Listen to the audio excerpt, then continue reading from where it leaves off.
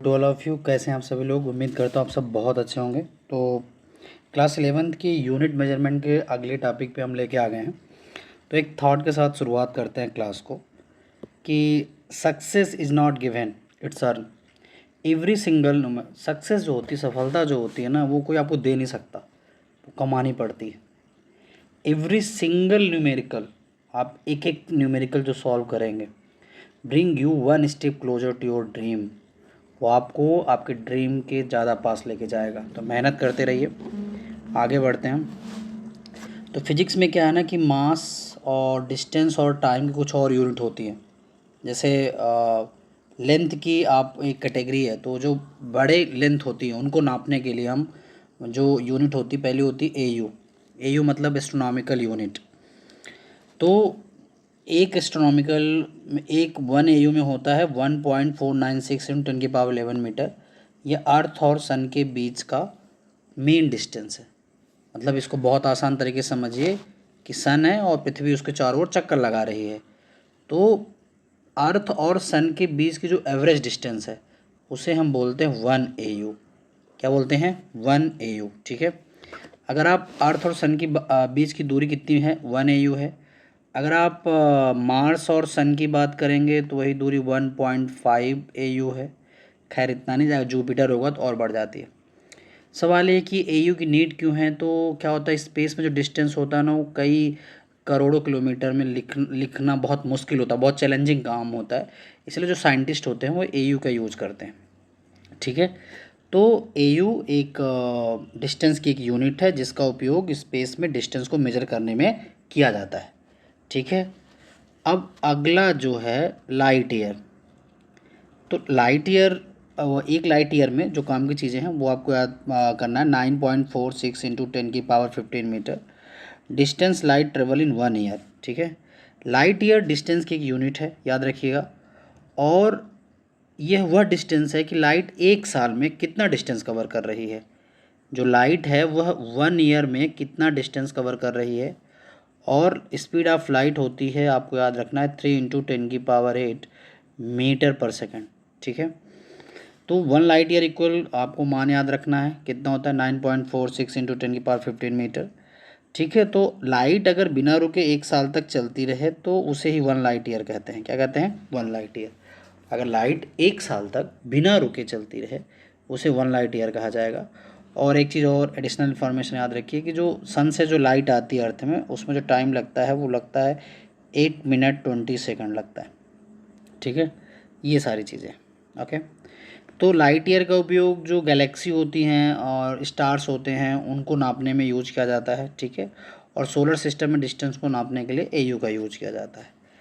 अगला जो हमारा है पारसक। ठीक है। तो जो पारसक है ना, वो लार्जेस्ट एस्ट्रोनॉमिकल यूनिट है, ये याद रखिएगा।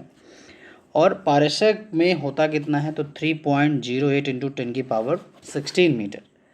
मतलब पारसक है कि अर्थ और सन के बीच की जो दूरी है ना, 1 एयू, तो वह 1 आर्क सेकेंड एक एंगल क्रिएट करेगी। तो जैसे मान आपको याद रहेगा। और ये जो वैल्यू है, मतलब जैसे ऐसे समझिए कि एक जो पारसक होता है वह 3.26 लाइट ईयर के बराबर होता है। ठीक है।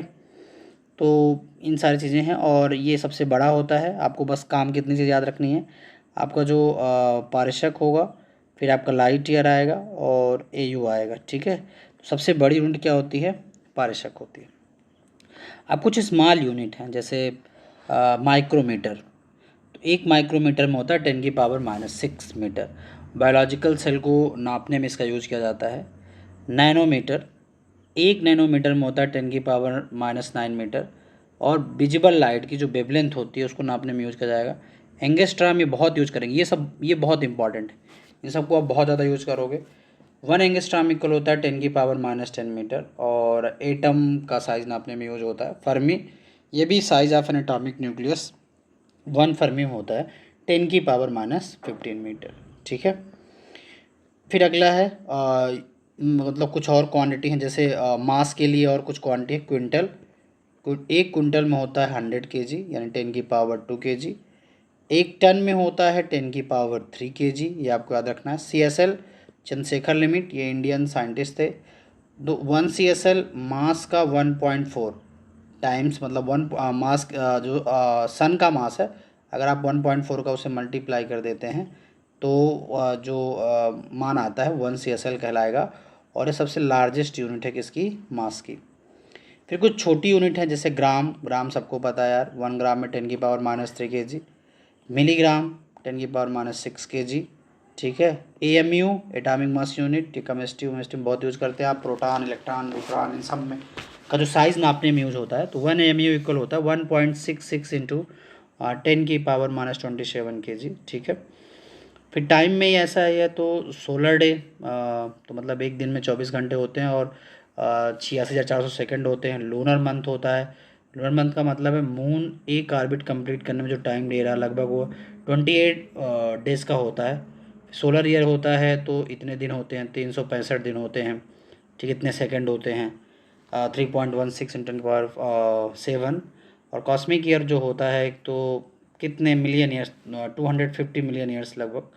तो आपको ये बस याद रखना है। ठीक है, ये आपको ज़्यादा इस पे ध्यान नहीं देना है। लेकिन जो ये हैं ये वाली यूनिट है ये आपको बहुत पढ़ना है और कि ये आपको हमेशा यूज़ करनी है। ठीक है, ये आप यूज़ करते रहते हैं। फिर अगला है सिग्निफिकेंट फिगर। ठीक है, ये बहुत इंपॉर्टेंट है। तो सिग्निफिकेंट जो नंबर, जिसके पास जितने ज़्यादा सिग्निफिकेंट फिगर होंगे वो उतना ज़्यादा एक्यूरेसी वाला नंबर होगा। और इसका कुछ रूल होता है। रूल नंबर फर्स्ट ये है कि ये कोई नंबर आपको दिया गया है 123.45 और अगर सारे नॉन जीरो डिजिट हैं सारे के सारे तो सिग्निफिकेंट फिगर में गिने जाएंगे। मतलब इसके पास कितने हैं, 5। कितने हैं, 5। अगर जीरो नॉन जीरो के बीच में आ रहा है तो जीरो भी काउंट होता है और इसके पास कितने सेकंड फिगर हैं, 4। रूल नंबर 3, अगर आपका जीरो लेफ़्ट साइड है, ये नंबर के लेफ़्ट साइड है, तो जीरो काउंट नहीं होते, सिर्फ नॉन जीरो आप काउंट किए जाएंगे। मतलब 0.0025 में 2 सिग्निफिकेंट फिगर हैं। रूल नंबर 4 है 4.500। अगर ये राइट साइड है तो याद रखिएगा इसके पास 4 सिग्निफिकेंट फिगर हैं। और इधर देखिए ये 2 जीरो काउंट नहीं किए जाएंगे, राइट साइड है, ये नॉन जीरो के बाद है तो काउंट होगा और इसके पास 3 सिग्निफिकेंट फिगर हैं। रूल नंबर 5, ठीक है, 4000 है और मतलब कि इसके पास इसके बाद कोई नॉन जीरो नंबर भी नहीं है और डेसिमल भी नहीं है तो ये काउंट नहीं किया जाएगा। सिर्फ 4 के पास एक सिग्निफिकेंट फिगर है। और अगर कोई नंबर पावर में लिखा हुआ है जैसे 5.4 इंटू 10⁻³ लिखा हुआ है तो पावर से कोई लेना देना नहीं है, ये जैसे सिंपल बेसिक रूल है। तो इसके पास 2 सिग्निफिकेंट फिगर है। जैसे कुछ दिया गया है कि यहाँ पे आप जीरो इग्नोर कर रहे हैं, इसके पास 2 सिग्निफिकेंट फिगर हैं, इसके पास 5 है क्योंकि डेसिमल लगा हुआ है। अगर डेसिमल नहीं लगता तो फिर नॉन जीरो भी नहीं है तो काउंट नहीं होता। इसके पास 2 हैं। ठीक है, और ये पावर वाला आपको भी बताऊँगा पावर काउंट नहीं होती है। तो जितना इधर है 4 हैं तो 4 सिग्निफिकेंट फिगर होगा। ठीक है, आगे बढ़ते हैं। राउंड ऑफ नंबर क्या होते हैं और इनके क्या रूल होते हैं। इनमें बहुत सिंपल सा है, आप नंबर देखिए जैसे लिखा हुआ है 7.86 लिखा हुआ है। ठीक है, तो लास्ट के डिजिट जो होंगे उनको बहुत ध्यान से देखिए। तो ये ना 5 से बड़ा है, अगर लास्ट वाला डिजिट जो आपका 5 से बड़ा है तो उसके पहले जो भी डिजिट है उसको एक बढ़ा दो। 7.86 को क्या लिखोगे, 7.9। एक अगला केस होगा, अगर छोटे हैं तो 4.33 है तो कोई चेंजेस नहीं होगा, कोई चेंजेस नहीं होगा। फिर अगर लास्ट डिजिट 5 हो गया तो और नॉन जीरो डिजिट हैं तो क्या करेंगे, तो जैसे ये हो गया 15.35, 2 है ना, तो 5 है ना, तो 5 के पहले जो भी एक नंबर है उसको एक बढ़ा दो, 15.4 हो गया। फिर इसमें एक होता है ना, बहुत सारे आड और इवन वाला कॉन्सेप्ट होता है। अगर आड नंबर है तो आपको एक बढ़ाना है और इवन नंबर है तो कोई चेंजेस नहीं करना है। मान लीजिए लिखा है 4.65, तो 5 के पहले एक इवन नंबर है तो अब कोई चेंजेस नहीं करना है, ये राउंड ऑफ नंबर होता है। जैसे यहाँ लिखा हुआ है 6.437, तो लास्ट डिजिट 5 से बड़ा है, तो लास्ट डिजिट 5 से बड़ा है तो जो उसके पहले का डिजिट है उसमें एक बढ़ा दो, 6.43 तो 6.44 हो जाएगा। एग्जाम्पल पे जोड़ दोगे, डिफिनेशन में रटना नहीं है, एग्जाम्पल पे जब आप जोड़ देंगे तो आप ज़्यादा आसानी से समझ पाएंगे। 8.322 है तो अब 5 छोटा है तो कोई चेंजेस नहीं करना है, तो 8.32 हो जाएगा। ठीक है, 9.4350 है। ठीक है, तो अब देखो 5 के पहले 3 8 है, तो आपको एक बढ़ाना पड़ेगा, तो 9.44 हो गया।